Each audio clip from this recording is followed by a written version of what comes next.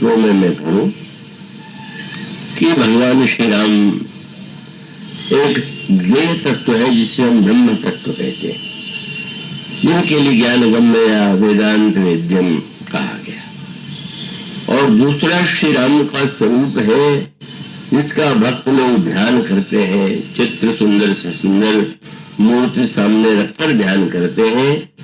ये श्री राम का ध्येय रूप है। ये और ध्येय के साथ जब वे मनुष्य के रूप में अवतार लेते हैं तो अवतार लेते हुए वे उनका जो चरित्र है उसके लिए गोस्वामी जी ने एक बहुत सुंदर सूत्र दिया कि जैसे नदी के दो किनारे हों और दोनों किनारों में स्वाभाविक है कि दो किनारों में जो व्यक्ति होंगे वे एक दूसरे से दूर होंगे, और अगर मिलना भी चाहें तो आप कोई तैराक हो या ना हो तो मिल सकेंगे। पर अगर नदी के दोनों किनारों के बीच में सेतु बना दिया जाए, पुल बना दिया जाए, तो बड़ी सरलता से दूरी होते हुए भी सामयिक काम होता है। तो समाज जो है दो किनारों में जुड़ा हुआ है, कोई धनवान है, कोई इतने समृद्धशाली नहीं है, कोई बुद्धिमान है, कोई अल्प बुद्धिमान है, विशिष्ट है, साधारण है। तो उस दूरी को मिटाने का उपाय क्या है? ये भगवान राम ने अवतार लेकर के जो चरित्र किया उसको गोस्वामी जी ने कहा कि ये भगवान राम ने समाज में सेतु का निर्माण किया। चरित्र करत नर अनहरत संस्कृत सागर सेतु। ईश्वर के रूप में हम लोग की समस्या का समाधान उन्होंने नहीं किया।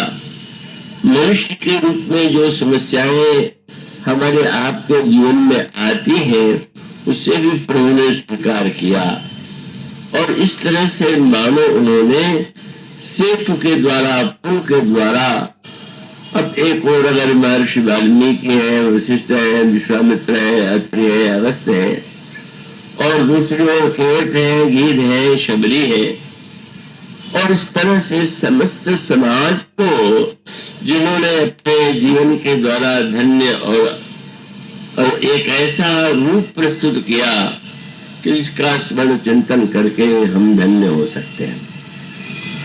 उस संदर्भ में को अनंत तो गुण और चरित्र है जिस संदर्भ में आप कथा सुन रहे थे।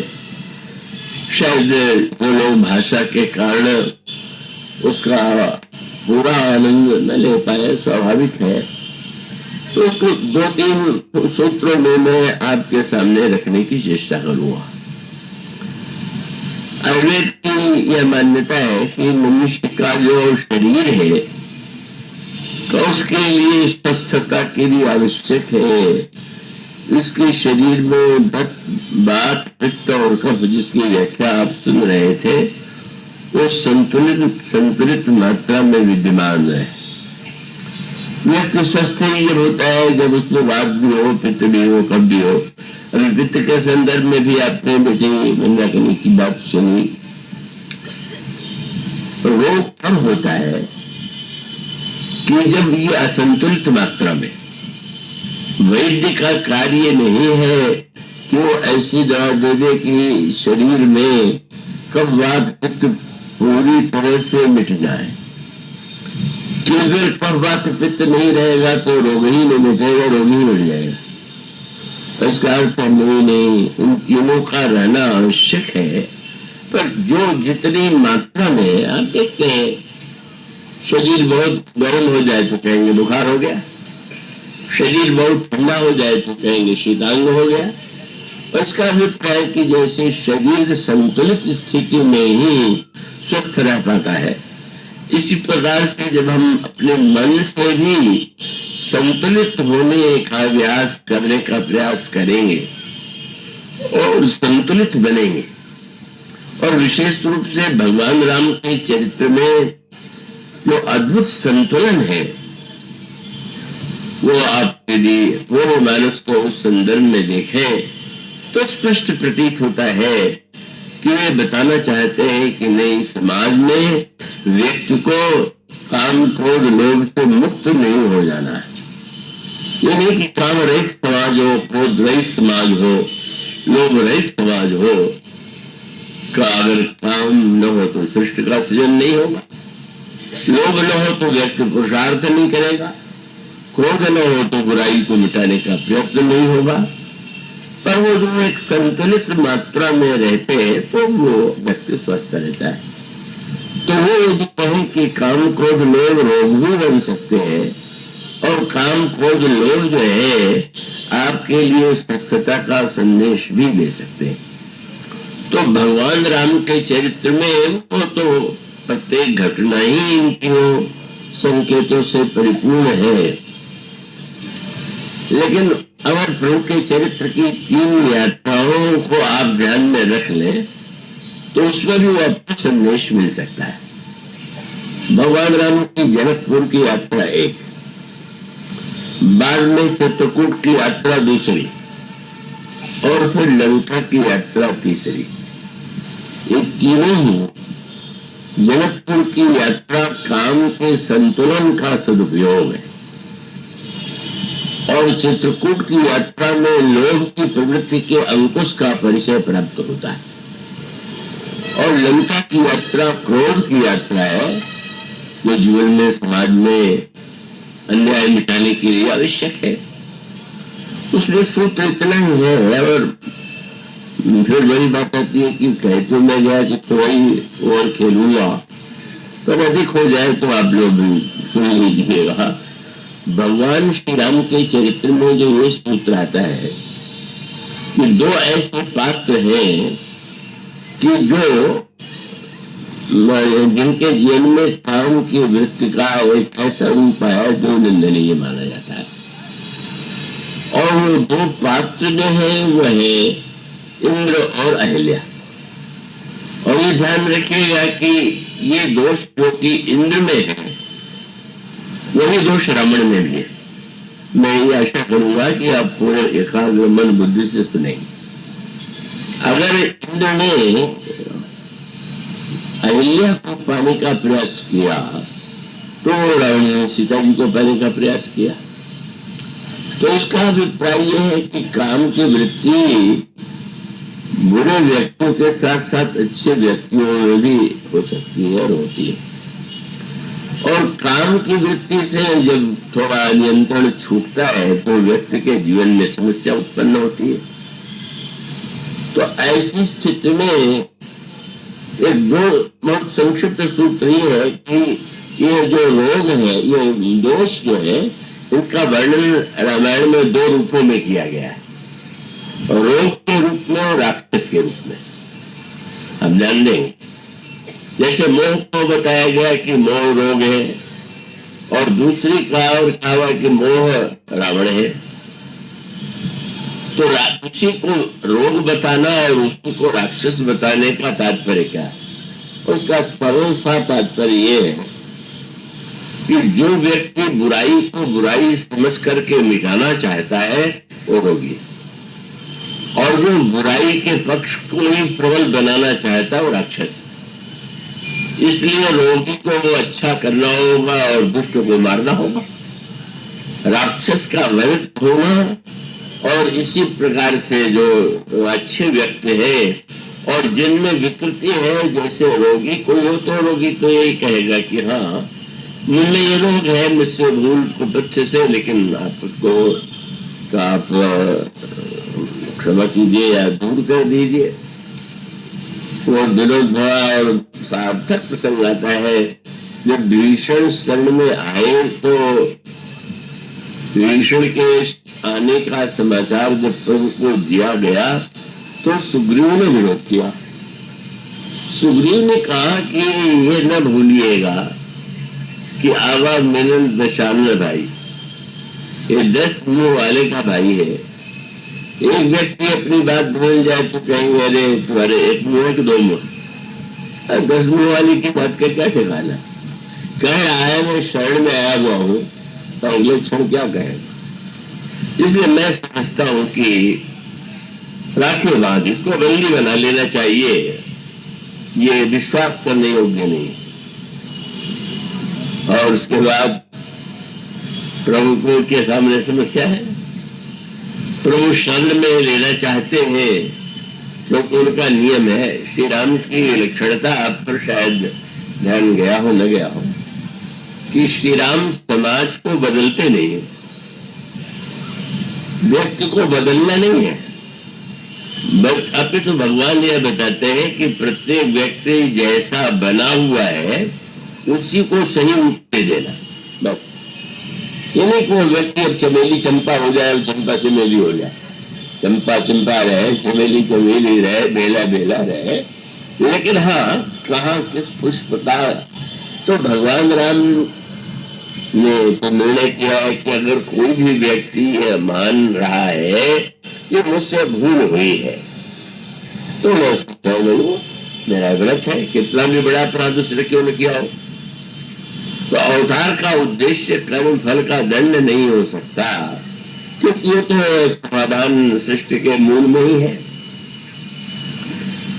विभीषण शरण में आए, रावण को छोड़ करके आए, बुराई को छोड़ करके एक व्यक्ति श्री राम के पास आया हुआ, और वह आने वाला व्यक्ति उसका व्यवहार अविश्वस्त लगता है, क्योंकि सुग्रीव राजनीति की दृष्टि से ये सोचते हैं कि क्या ये संभव है कि रावण ने ये जान लिया हो कि आपकी शरण में आ रहा है और वो आने दे, या तो मार देगा या बंद कर लेगा। आने दिया तो ये तो विश्वास करने योग्य नहीं। अब प्रभु के सामने तो बड़ा संकट है।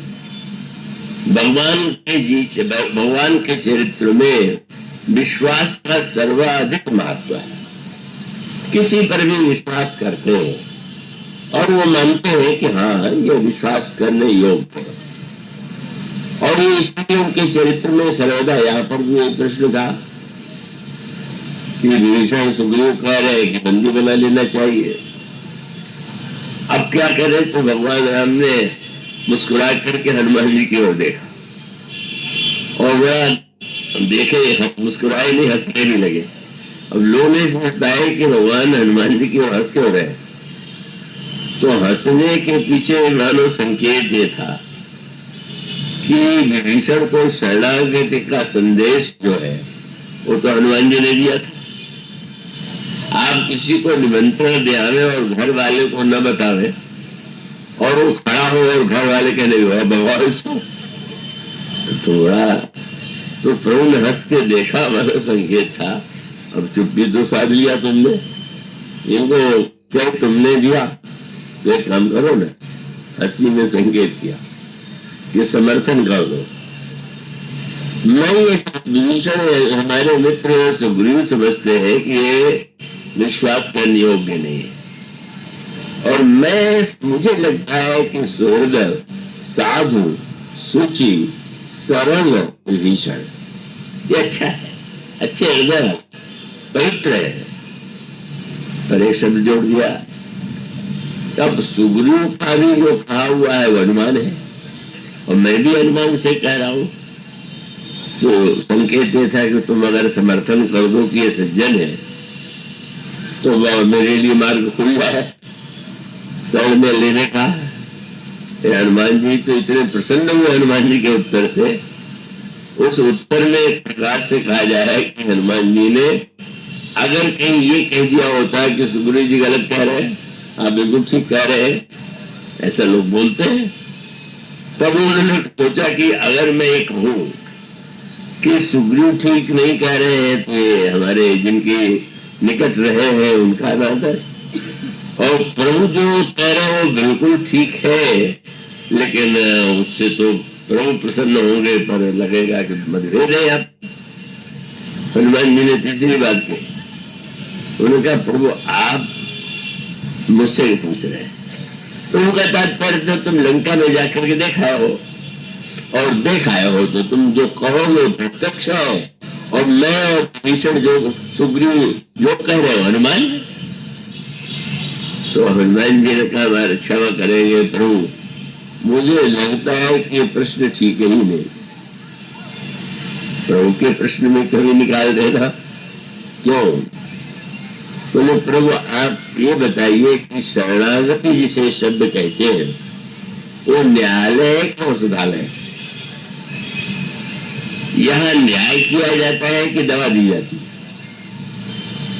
तो फिर अगर कोई डॉक्टर या वैद्य के पास जाए और वैद्य राज या डॉक्टर पूछ जाए कि आप पूरी तरह स्वस्थ तो है, तो बोले चाहे नहीं बोले, मन में कहेगा कि और स्वस्थ होता तो आपके पास आते ही क्यों?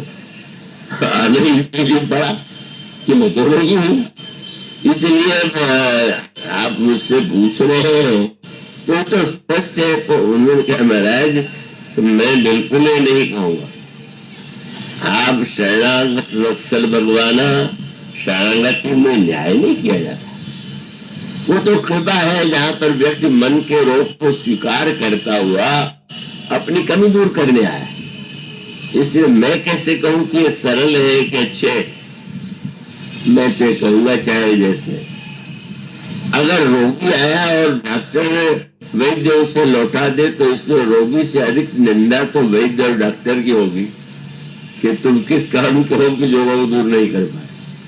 आपकी शरण में आने के बाद भी क्या ये प्रश्न सही है क्या? प्रसन्न होगा तो क्या महाराज मैं तो समझता हूं कि खोटो खरो सभी पालिए सो स्नेह सन्मान, चाहे खोटे हो चाहे खरे हो, आपकी शरण में आए हैं तो आपके लिए तो उचित ही है। प्रभु तो चाहते भी यही थे। अब थोड़ा सा मोह सुग्रीव का बन गया कि क्या कहे, हनुमान जी ने विरोध तो किया नहीं पर बात ऐसी कह दी कि जिसमें समर्थन प्रभु का हो गया। प्रभु ने कहा अच्छा तो हनुमान तुम अंगद जाओ और उभय भात लाओ। जब आ गए और विभीषण ने घोषणा कर दिया मैं इसलिए नहीं आया हूं कि मैं बड़ा भारी त्यागी हूं, मुझमें तो अनेक दोष है, लेकिन आया क्यों? श्रवण यश सूर्य आया हूं, आपका यश मैंने कानों से सुना। ये हनुमान जी को संकेत। इनसे पूछिए कि आपके विषय में क्या सुना है।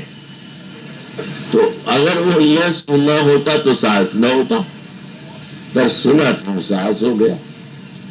अब मैं आपकी शरण में आया हूं और मिलने तो दोष भारी पड़े। तो प्रभु ने क्या किया कि उठे और लक्ष्मण से कहा कि लक्ष्मण, प्रभु तो क्षीण काय हो गए तपस्या से। लक्ष्मण जी तुलना में तपस्या नहीं, तो प्रभु ने कहा कि ये तो दंडवत करके उठ नहीं रहे तो हम दोनों मिलकर उठाओ। तो प्रभु की भावना थी कि अब सबने विरोध किया है, एक ओर से लक्ष्मण तो कम से कम पकड़ ले, और पकड़ लेगा तो वो तो सज्जन लोग तो जिसकी भुजा पकड़ते हैं उसका त्याग नहीं करते। तो धोखे सपूत की का जो मनुष्य से सज्जन से जब कोई किसी का हाथ पकड़ लिया तो स्वीकार करेंगे। लेकिन आपने जब मिल करके अनुज सहित मिले और विभीषण को हृदय से लगा लिया, तो आपने विभीषण की ओर को हृदय से लगाने के बाद सुग्रीव की ओर देखा, उनको अच्छा नहीं लगा। तो कहा देखो आधी बात तो मैंने हनुमान की मान लिया पर अंत में बात तो मैंने तुम्हारी मानी।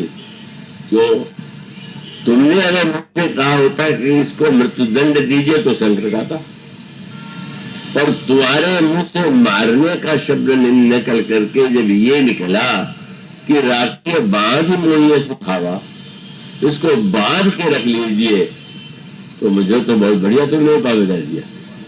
मैंने सोचा रस्सी से बंधने पर व्यक्ति छूटता है, लोहे से भी टूट कर भगता है, लेकिन प्रेम के बंधन से कभी छूटना चाहता नहीं। इसलिए लो मैंने भुजा के बंधन में ऐसा कस के बांध लिया। तुमने बंदी बनाने के लिए कहा, मैं बंदी बना रहा हूं। मानो श्री राम के चरित्र का एक अद्भुत रूप है कि जहां पर वो अपने चरित्र के द्वारा सामने वाला व्यक्ति चाहे हनुमान जी के समान महान हो और सुग्रीव जी के समान चाहे दुर्बलता हो, और दोनों का उपयोग करते हैं और दोनों को ही उस महान आदर्श की पूर्ति में भागीदार बनाते हैं। तो रावण और इंद्र में जो अंतर है, वो अंतर क्या है?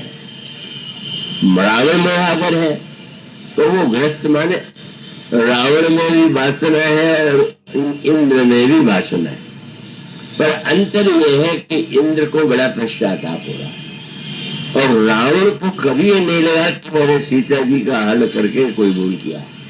तो मानो दो तरह के लोग होते हैं, एक वो जो कि अपने प्रवृत्ति का समर्थन करते हैं उसके पक्ष में, और दूसरे वो जो स्वीकार करते हैं। तो अब प्रभु का एक समाधान संक्षेप में सूत्र ये है कि महर्षि अगस्त्य ने ये जो कामजन्य दोष है जो इंद्र में भी है और अहिल्या के अंतःकरण में भी ये किंचित रहा हो, समाधान गौतम ने ये कह करके दिया कि मैंने अहिल्या को पत्थर बना दिया तो वो तो शाप पूरा होगा। और उन्होंने इंद्र से कहा था तुम्हारे शरीर में 1000 छिद्र हो जाएंगे। तो बहुत सुंदर तात्पर्य है। अहिल्या आध्यात्मिक अर्थों में बुद्धि है और बुद्धि जब भोग की ओर अपने को भ्रम में डाल दे तो जड़ हो गई। जान करके भी अनजान बन जाए तो ये बुद्धि की कमी है। पर गौतम ने कहा इन दोनों का समाधान राम दे सकते, मैं नहीं दे सकता। इसलिए उन्होंने कहा इंद्र तुम्हारी समस्या का समाधान, और अहिल्या से कहा कि तुम्हारी समस्या का समाधान तब होगा जब राम जनकपुर जाएंगे। और जनकपुर में उनका विवाह संबंध हो जा रहा है। कितना सूक्ष्म संकेत है। विवाह का संबंध काम से, विवाह का देवता काम है। काम की निंदा व्यक्ति कर सकता है, करता हो, लेकिन मनुष्य का जन्म ही काम से हुआ है, शरीर का निर्माण ही काम से हुआ है। इससे विवाह के मंत्रों में काम की स्तुति की गई। तो उनका अभिप्राय काम जन्य दोष जो उत्पन्न हुआ है उसका निराकरण राम अपने चरित्र के द्वारा, जब वो स्वयं काम को स्वीकार करने जा रहे हैं। परशुराम जी महाराज नहीं कर गए ना कि उन्होंने विवाह नहीं किया। श्री राम ने जब विवाह किया तो मानो यह संकेत था कि काम को जीवन में, संकेत यही है कि इंद्र के शरीर में 1000 छिद्र का तात्पर्य यह है कि जैसे घड़े में दूध हो या जल भरा हुआ हो पर छेद हो जाए तो रह जाएगा। तो संकेत ये था गौतम का कि तुम्हारे पुण्य के घट में इंद्रत्व मिला और अब तुमने ऐसा किया तो वो मर गया। तो उन्होंने दोनों का समाधान, ये समाधान सबके लिए। एक समाधान तो है कि बुद्ध की जो जड़ता है वो केवल बुद्धि से दूर नहीं होती। और आप लोग उसको अध्ययन करेंगे, मनन करेंगे तो बुद्धि बहुत उपयोगी है, पर बुद्धि बहुत बार धोखा खाती है। तो उस बुद्धि का समाधान भी अगर होगा, काम के द्वारा अगर कोई वृत्ति में दोष आया है तो उसका समाधान राम करेंगे, भक्ति करेगी और भक्त के द्वारा बुद्धि की जड़ता दूर होगी। मानो ये दोनों को मिला देना। जब गौतम जी के संदर्भ में जब भगवान राम को लेकर विश्वामित्र जी जा रहे और जब उन्होंने ये कहा कि गौतम की पत्नी अहिल्या है, और एक शब्द बड़ा सुंदर सुना, उपल देह धर धीर, बड़ी धैर्यशालिनी है। कितना अच्छा वाक्य। हम लोग जब किसी के बारे में आलोचना करते हैं तो कमी की ओर संकेत करते हैं, जो दुष्ट है। तो विश्वामित्र जी ने कितनी बड़ी बात एक शब्द में कह दिया, बोले बड़ी धैर्यशाली है। क्या तात्पर्य? उसमें मानो धैर्य की कमी मान करके ही गौतम ने शाप दिया। तो मानो कृपा करने का अभिप्राय यह था कि इतने दिनों तक उसने पति की सेवा किया और इतने दिनों तक आपकी प्रतीक्षा, दो धर्म और कृपा, एक एक रामायण के शब्द इतने रहस्यपूर्ण है कि एक तो उसने जीवन में सर्वत्र अपने पति से प्रेम किया। तो ऐसे चित्त में उसकी एक क्षण के लिए अधीरता के लिए उसको दंड दिया जाए और इतने वर्षों की धीरता को बिल्कुल तुच्छ मान दिया जाए, आपके स्वभाव के अनुकूल नहीं। इसलिए मानो संत यह नहीं ढूंढता है कि इसमें क्या कमी है, संत ढूंढता है कि इसमें क्या विशेषता का। बुराई ढूंढ ले तो फिर तो उसका कोई अंत नहीं, और अगर गुण ढूंढ लीजिए तो नहीं, इसमें ये वो तो है। आप भगवान राम जब भी कोई बात कहते हैं तो सामने वाले व्यक्ति की बात को अगर न भी मान रहे हो तो पहले उसका समर्थन अवश्य करते हैं। तो इसलिए महर्षि विश्वामित्र का यह कथन बड़े महत्व का था। अब महर्षि विश्वामित्र भी उन महात्माओं में हैं जो काम के द्वारा ठगे जा चुके हैं। मेनका के प्रति उनका आकर्षण हुआ और वो गथा है। तो मानो उस अहिल्या की कमी को जितना विश्वामित्र समझ सकते हैं उतना नहीं समझ सकते, और इसको समझने के कारण ही भगवान से उसने कहा जो कार्य बुद्धि से संबंधित न हो और जो लक्ष्य धर्म पूरा न कर सके उसको चरण कमल रज चाहती कृपा करो। ये कृपा के द्वारा और कोई उपाय नहीं। अंत में बेटी मिंदा के लिए राम कृपा ना से होगा।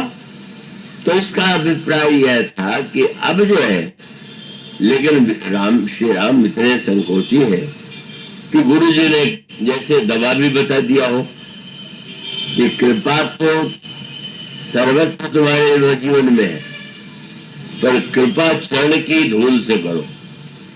कितनी बड़ी बात है। अगर कहते इसके सिर पर हाथ रख दो तो भी कृपा हो सकती थी। कब भगवान श्री राम ने भी उसको कृपा की दृष्टि से देखी तो भी कृपा थी। पर शब्द कितना अच्छा संत ने चुना। संत ने कहा चरण कमल रज चाहती। मैं नहीं कह रहा हूं, ये चाहती है कि आप चरण की धूल सुनाइए। क्यों? बोले अहिल्या को ये लगता है कि अगर आप नेत्र उठा के देखेंगे तो कमी दिखाई देने पर शायद आपके मन में बात आवे कि इसमें दोष है, तो नेत्र कूद लीजिए। और अगर आप धनुष बाण लिए हुए हैं तो आपको दंड देने का एक नियम भी तो बना हुआ है।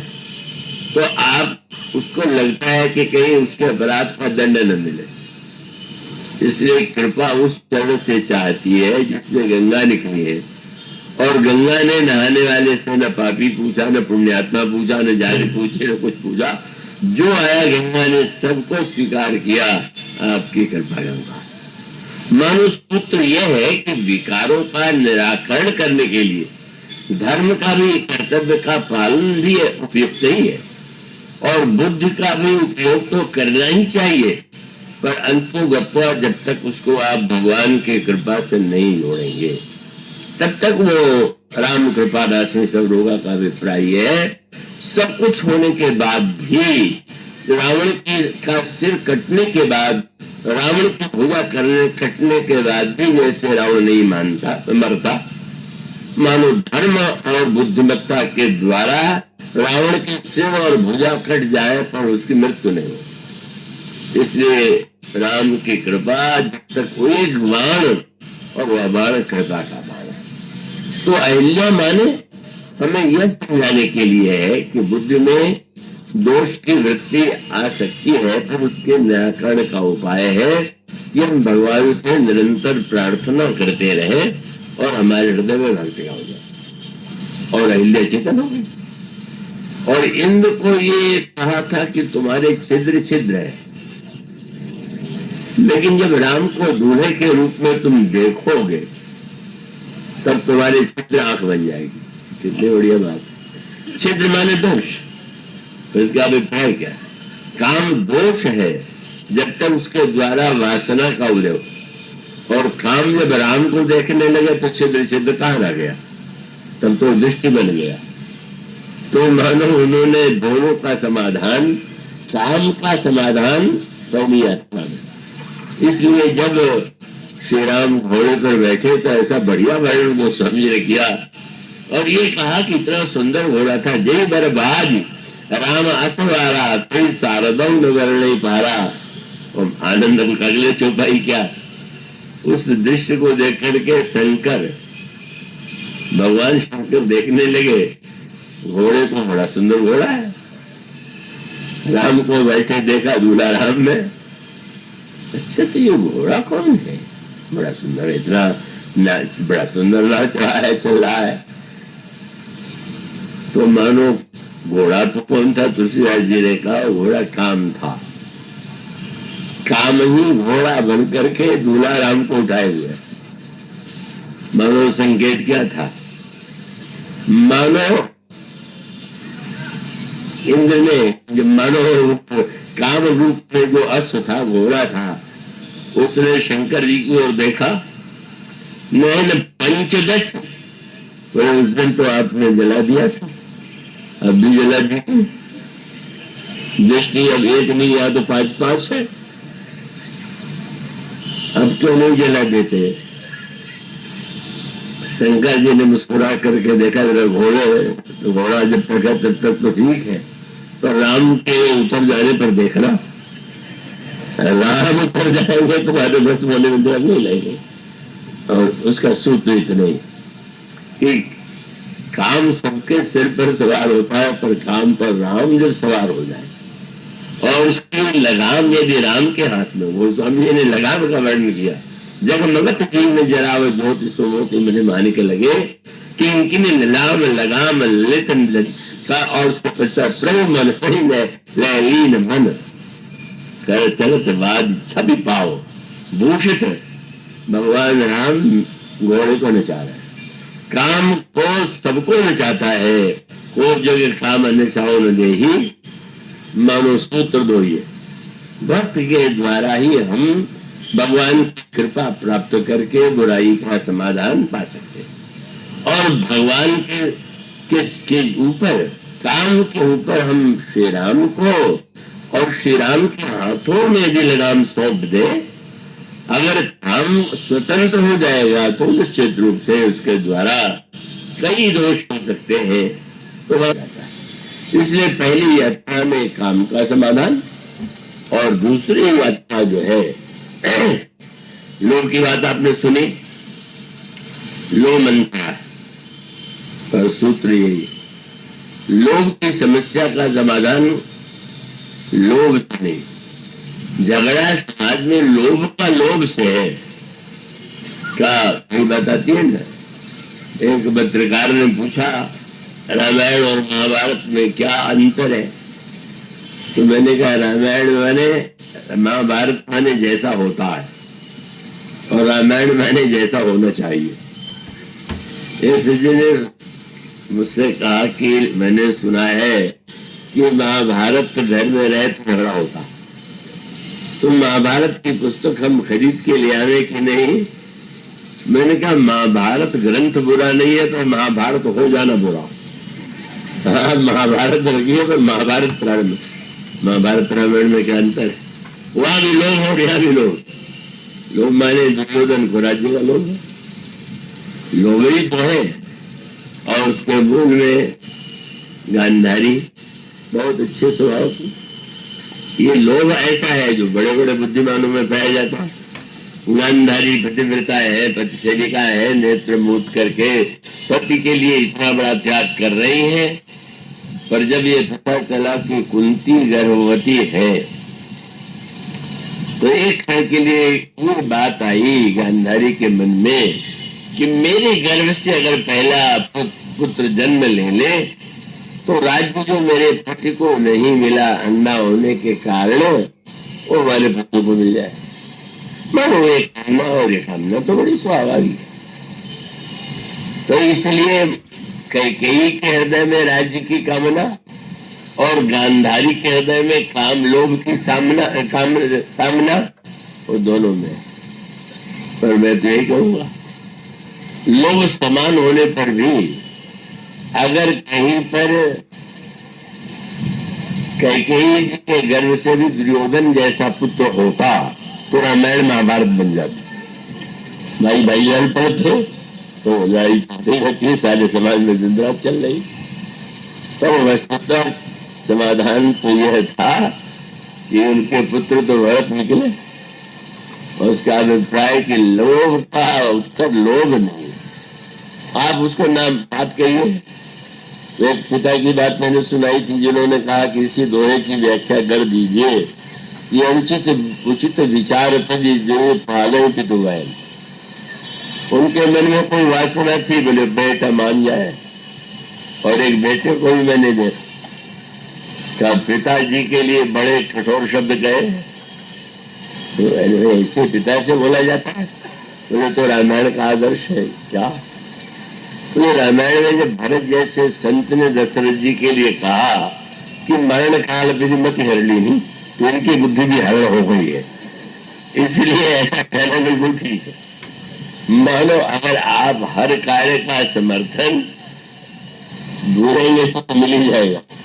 आप समर्थन ढूंढ लीजिए। कई के लिए ये कहा तो बोले माँ को मैं जो भी कहता हूँ भरत जी का अनुयायी हूँ, पिता के लिए जो कहता हूँ भरत जी का अनुयायी हूँ। तो वही रामायण का उत्तर क्या है? लोभ का उत्तर लोभ तो हो ही नहीं सकता। परशुराम जी और लक्ष्मण जी की बात आपने बताई, बहुत बढ़िया बात लिखी। लक्ष्मण और परशुराम की बात जब बढ़ने लगी तो गोस्वामी ने बढ़िया कविता लिखी। क्या? बस ध्रुवर पुष्प किसान, लक्ष्मण जी का वाक्य जो आहुति है और परशुराम जी का क्रोध अग्नि है, उसका उत्तर क्या है? आग जब मिटाना चाहे तो आग को आग से मिटाएंगे क्या? तो उन्होंने क्या किया? बोले जलत जरत देख जल सम बचन, बोले रफ्तार। जैसे आग लगने पर उसको पानी डाल के बुझाया जाता है, इसी प्रकार से सामने वाले को क्रोध आवे और सुन लिया कि क्रोध में मनुष्य कड़वा बोलता है, तो आप भी कड़वा बोलेंगे तो आग और प्रज्वलित होगी। और आप श्री राम के समान कोमल बाणी बोल दे, जब मौन हो जाए तो क्रोध की आग कम हो जाएगी। भगवान श्री राम का लोभ का उत्तर क्या है? राज्य मुझे मिलना चाहिए, भारत का मुझे मिलना चाहिए, तो युद्ध हो जाए, महाभारत में हुआ। तो श्री राम कहते हैं राज्य तो भारत को ही मिलना चाहिए, मुझसे छोटा है और मैं राजा बन जाऊंगा तो और बड़ा हो जाऊंगा। लेकिन वो छोटा भाई है, अगर वो राजा हो जाए, किसी ने कहा राजा भरत हो जाए तो कैसा लगेगा? बहुत अच्छा होगा। क्या? बोले अभी तो मुझसे कोई राजा होने के बाद पूछे तो मैं कहूंगा अयोध्या का राजा हूं, पर भरत राजा हो जाए और मुझसे पूछे कि तुम्हारा परिचय क्या है, तो मैं कहूंगा कि अयोध्या के राजा का बड़ा भाई हूं। मैं और बड़ा हो जाऊंगा। ये तो बोलने और समझने की कला है जो सबके पास नहीं होती। अधिकांश को उस बात को बढ़ाते और उसमें हर समय कोई न कोई कमी निकालते रहना, ये तो दुर्भाग्य है। आप आग को शांत करेंगे कि आग को जल से? क्या मानो भगवान श्री राम कहते हैं बस भरत प्राण प्रिय पावे राजू, भरत तो मेरा प्राण प्रिय है, वो अगर राज्य पाले तो इससे बढ़कर के मेरे लिए प्रसन्नता क्या होगी? तो लोभ का उत्तर त्याग होगा तो झगड़ा नहीं हो। श्री भरत भी त्यागी, वो भी राज्य लेने को प्रस्तुत नहीं। श्री भरत राम भी राज्य लेने को प्रस्तुत नहीं। भगवान राम ने विनोद में कहा अब हम दोनों अलग अलग हो रहे, तुम अयोध्या रहोगे मैं चित्रकूट, तो तुम्हारा तो बंटवारा हो जाना चाहिए। बंटवारा तो हमने करता है। तो कठिनाई है कि अब यहाँ पर बंटवारे में संपत्ति का तो झगड़ा नहीं, अयोध्या का राज्य तुम भी नहीं चाहते, मैं भी नहीं चाहता। तो जब संपत्ति का बंटवारा नहीं तो हम दोनों भाई मिलकर के विपत्ति का बंटवारा कर ले। बांटी विपत्ति सबर में भाई। संपत्ति में बंटवारा करने की लड़ाई होती है, विपत्ति में बंटवारे की लड़ाई कहाँ होती? पर श्री राम कहते हैं वाह भरत, लोग बंटवारे में अपने लिए भी चाहते और विपत्ति के बंटवारे में मैं तुम्हें विपत्ति दूंगा क्योंकि तुम महान हो। तुम विपत्ति को ले सकते हो। मानो दूसरी यात्रा जो चित्रकूट की थी, और लोभ का उत्तर लोभ से नहीं, लोभ का उत्तर त्याग से। लोभ का उत्तर त्याग से दीजिए, और उसमें त्याग में त्याग न मानिए।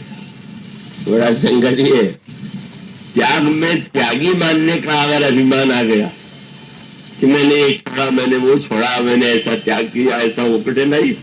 पहले छोड़ने वाले कम, और छोड़ ले तो क्या गाने गाते रहते।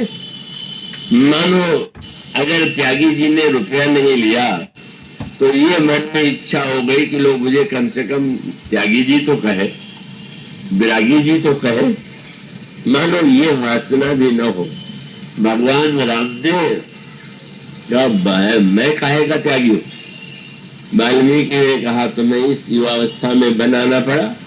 बोले महाराज था बंटवारा हो गया, तात बचन, पिताजी के धर्म की रक्षा हो, मात हित, माँ की कामना पूर्ण हुई, और उसके पश्चात अर्थ धर्म का जो वो चरण है वो भरत को मिला। तात बचन पूर्ण मात हित, भाई भरत असराओ। बोले तुम्हें तो सब छोड़ना पड़ा। बोले बंटवारे में मैं सबसे लाभ मेरा क्या। बोले मोटा दर्श तुम्हारा प्रभु, कितना बढ़िया है। मोक्ष वाला फल तो मुझे मिलने जा रहा है। मानो जो हमारी दृष्टि बदलेगी, सोचने का ढंग बदलेगा, न्याय का अर्थ केवल है अपने स्वार्थ का समर्थन, तो ज्यादा कभी नहीं मिलेगा। तुम अन्यायी हो, मैं न्याय में, मैं जो कर रहा हूं न्याय, सारा झगड़ा सी बात क्या है। भगवान राम कहते हैं ना, यह जो दूसरी यात्रा, इतने विशाल राज्य को छोड़ के चले जाना है, और भरत अगर शासक बने तो सिंहासन पर न बैठ करके पादुका को सिंहासन पर बैठाया। किसी ने भरत से पूछा कि पादुका पहनने की वस्तु है कि सिंहासन पर रखने की वस्तु है। श्री भरत ने कहा पादुका अगर अपनी हो तो पहनने की, तो समझिएगा दोनों आंखें की पा नहीं, और बिनु पहचान ये जो आंख है उसके जूते जो है उनके पास आंखें नहीं, पर लक्ष्य पहचानत पाए। वो पैर को इतना पहचानती है कि अंधेरे में अगर दूसरे के जूते में आपका जो पैर चला जाए तो तुरंत बता देगा जूता हम आपके नहीं। अब आपको ले जाने का निश्चय कर चुके हैं तब तो आप चले जाएंगे, लेकिन अगर आप जुबान होंगे तो पैर निकाल दें। बोले अयोध्या का राज्य पद तो प्रभु का है, और उस पद की ये पादुका है। उस पादुका में अगर भरत पैर डाल दे तो चोर ही हो सकता है, और क्या हो सकता है। मानो जो कुछ पद है वो ईश्वर का है, और जीव को अपने अहम का पद, मेरा पद ऐसा मान लेने से ही अनर्थ होता है। ऐसी वृत्ति से मानो ये लोभ के संदर्भ की यात्रा और क्रोध के संदर्भ की यात्रा। लंका में इतना बड़ा संहार, लंका में इतना युद्ध, चेष्टा करते हैं युद्ध न हो, पर रावण संधि के प्रस्ताव को सुन करके ये कहता है कि दुर्बल व्यक्ति संधि के लिए बेचैन रहता है। राम बलवान होते तो को बार बार दूध भेजते, लड़ते। रावण को ऐसा लगता है, पर भगवान श्री राम चाहते हैं लड़ाई न हो। पर अगर युद्ध करना पड़ा तो युद्ध करने के बाद भी उनके युद्ध का अंत क्रोध का ऐसा लगता को समर श्री राम चले ऋषि का निषिद्ध ने काम। इसलिए परशुराम जी का प्रसंग चला कि जब सब लोग लक्ष्मण की आलोचना करने लगे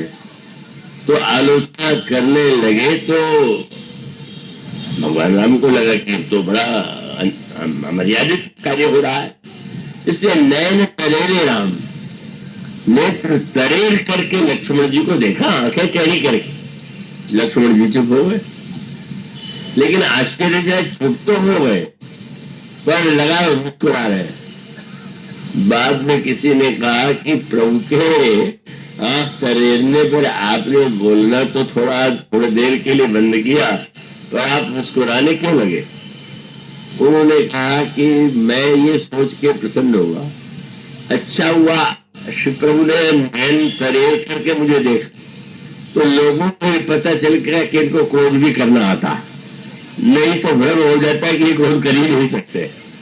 तो चलो मुझ पर किया है तो बाद में औरों पर भी आवश्यकता होगी तो भी क्रोध करेंगे। जीवन में क्रोध की भी आवश्यकता होती है, बुराई के विरुद्ध भी लड़ना होता है। और लड़ाई कितनी लक्षण हुई, ऐसी लड़ाई की उसके बाद गोस्वामी जी कहते हैं, जब इंद्र ने लड़ाई के बाद आके कहा महाराज क्या सेवा करे, तो प्रभु ने कहा ऐसा करो, तुम जाकर के अमृत की वर्षा करके जो मर गए उनको जीवन दान दे दो।